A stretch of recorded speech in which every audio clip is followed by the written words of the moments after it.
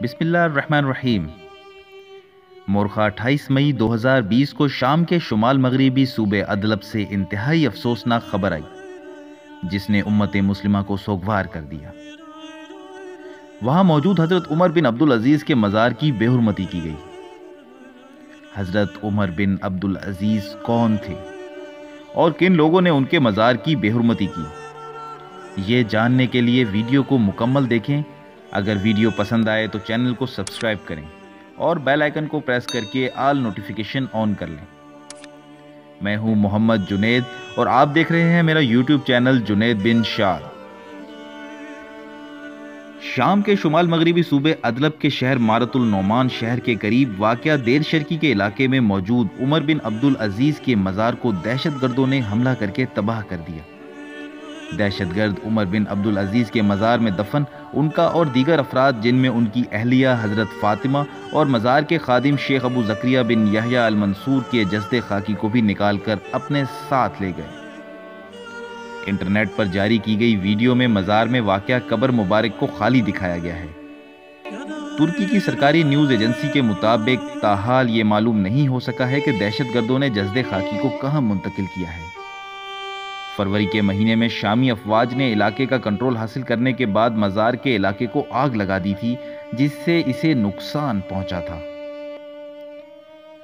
عمر بن عبدالعزیز بن مروت کنیت ابو الحفظ خلافت بنو امیہ کے 8ویں خلیفہ تھے اور سلیمان بن عبد الملک کے بعد مسند خلافت پر بیٹھے۔ انہیں ان کی نیک سیرتی کے باعث چھٹا خلیفہ راشد بھی کہا جاتا ہے، جبکہ آپ خلیفہ صالح اور عمر ثانی کے نام سے بھی مشہور ہیں۔ آپ 61 ہجری بمطابق 681 عیسوی کو مدینہ منورہ میں پیدا ہوئے۔ آپ کی والدہ کا نام ام عاصم تھا جو عاصم بن الخطاب کی صاحبزادی تھی، گویا حضرت عمر فاروق رضی اللہ تعالی عنہ کی پوتی ہوئی۔ اس لحاظ سے آپ کی رگوں میں فاروقی خون تھا۔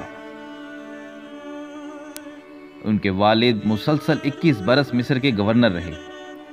دولت و ثروت کی فراوانی تھی، لہذا ناز و نام کے ماحول میں آپ کی پرورش ہوئی جس کا اثر خلیفہ بننے تک قائم رہا۔ وہ ایک نفیس طبع خوشپوش مگر صالح نوجوان تھے۔ خلیفہ بننے سے قبل حضرت عمر بن عبدالعزیز کی نفاست پسندی کا یہ حال تھا کہ نہایت بیش قیمت لباس زیب تن کرتے تھے اور تھوڑی دیر میں اسے اتار کر دوسرا قیمتی لباس پہن لیتے تھے۔ وہ اپنے زمانے کے سب سے خوش لباس اور جامع زیب شخص مانے جاتے تھے۔ خوشبو کو بہت پسند کرتے تھے، جس راہ سے گزر جاتے فضا مہک جاتی تھی۔ لیکن عہد خلافت سنبھالتے ہی ان کی زندگی میں بڑا تغیر آ گیا۔ انہوں نے گھر کا ایک ایک نگینہ بیت المال میں داخل کر دیا، خاندان کے تمام وظائف بند کر دیے اور اپنی تمام سواریاں فروخت کر کے رقم بیت المال میں داخل کروا دی۔ انہوں نے خلفاء کے ساتھ نقیبوں اور علمبرداروں کے چلنے کا سلسلہ بھی بند کروا دیا۔ سلیمان بن عبد الملک کی وفات کے بعد جب ان کی وصیت کے مطابق آپ کو خلیفہ بنا کر ممبر پر کھڑا کر دیا گیا تو عمر بن عبدالعزیز اس عظیم ذمہ داری کے اٹھانے سے لرزاں تھے۔ خلیفہ مقرر ہونے کے بعد آپ پر گھبراہٹ کا عالم طاری تھا۔ آپ خود اس کے خواہش مند نہ تھے۔ ان کے نزدیک خلافت موروثی نہیں بلکہ ایک جمہوری ادارہ تھی، لہٰذا سلیمان کے دفن کرنے کے بعد مسجد میں آئے، ممبر پر چڑھے اور لوگوں سے مخاطب کرتے ہوئے کہا: لوگوں، میری خواہش اور عام مسلمانوں کی رائے لیے بغیر مجھے خلافت کی ذمہ داری میں مبتلا کیا گیا ہے، اس لیے میری بیعت کا جو طوق تمہاری گردن میں ہے خود اسے اتارے دیتا ہوں، تم جسے چاہو اپنا خلیفہ بنا لو۔ یہ تقریر سن کر سب نے بلند آواز سے کہا: ہم نے آپ کو اپنے لیے پسند کیا اور آپ سے راضی ہو گئے۔ خلافت کا بار گراں اٹھاتے ہی فرض کی تکمیل کے احساس نے آپ کی زندگی بدل کر رکھ دی۔ سلیمان کی تجہیز و تکفین کے بعد پلٹے تو سواری کے لیے اعلیٰ ترین گھوڑے پیش کیے گئے، مگر حضرت عمر بن عبدالعزیز نے ان پر سوار ہونے سے انکار کر دیا اور کہا کہ میرے لیے میرے خچر ہی کافی ہیں۔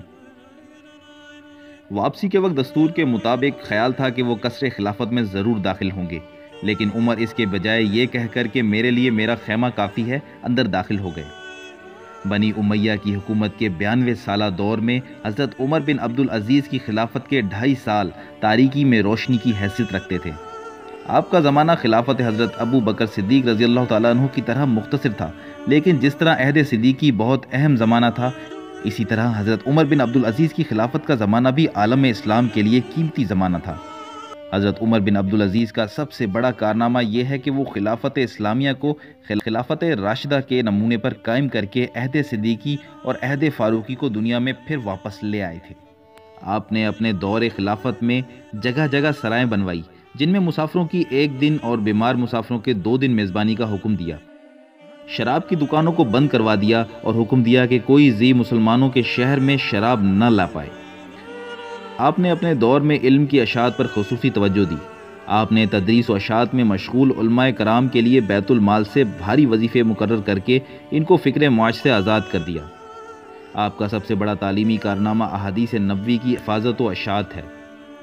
آپ کے دور میں بڑے پیمانے پر تبلیغ اسلام کے باعث ہزاروں لوگ مسلمان ہوئے، جن میں سندھ کے راجہ داہر کا بیٹا جے سنگھ بھی شامل تھا۔ رجب 101 ہجری بمطابق جنوری 720 عیسوی میں آپ بیمار پڑ گئے۔ کہا جاتا ہے کہ بنو امیہ نے آپ کی ایک خادم کو 1000 اشرفیاں دے کر آپ کو زہر دلوایا تھا۔ آپ کو علالت کے دوران ہی اس کا علم ہو گیا تھا، لیکن آپ نے غلام سے کوئی انتقام نہ لیا، بلکہ اشرفیاں اس سے لے کر بیت المال میں داخل کروا دیں اور غلام کو آزاد کر دیا۔ زہر دینے کی وجوہات میں ایک تو یہ بات شامل تھی کہ آپ خلفائے راشدین کے مانند خلافت کے امور چلاتے تھے، دوسری یہ کہ ان کی وجہ سے بنو امیہ اپنی مخصوص مالی لوٹ مار نہیں کر سکے، کیونکہ حضرت عمر بن عبدالعزیز بیت المال کو مسلمانوں کی امانت سمجھتے تھے۔ 25 رجب 101 ہجری بمطابق 10 فروری 720 عیسوی کو آپ نے اپنا سفر حیات مکمل کر لیا۔ اس وقت آپ کی عمر صرف 39 سال تھی۔